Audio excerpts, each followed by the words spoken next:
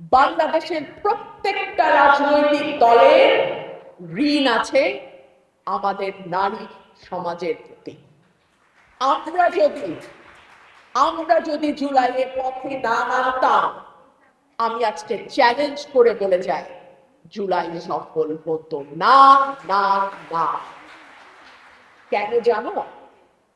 পুরুষদের খুব সহজে রাজনৈতিক ট্যাগ দিয়ে দেওয়া যায়, ও তো বিএনপি করে, ও তো আওয়ামী লীগ করে, ও তো জামাত করে, ও তো শিবির করে।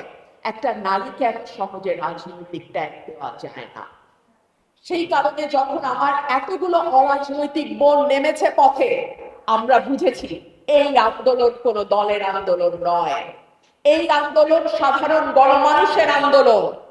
যখন আমাদের অভিভাবক মা খালারা পথে নেমে ছোট ছোট কিশোর তরুণদের হাতে পানি তুলে দিয়েছে, খাবার তুলে দিয়েছে, তখন এই আন্দোলন সাধারণ মানুষের মধ্যে গ্রহণযোগ্যতা এবং ন্যায্যতা পেয়েছে।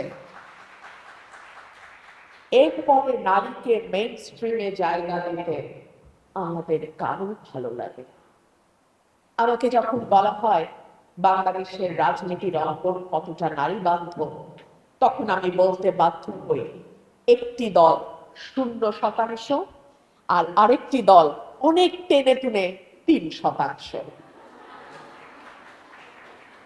সেই মতে বাংলাদেশে অনেক নারী আছেন যারা মেধা, যোগ্যতায়, প্রজ্ঞায়, রাজনৈতিক বোঝাপড়ায় এবং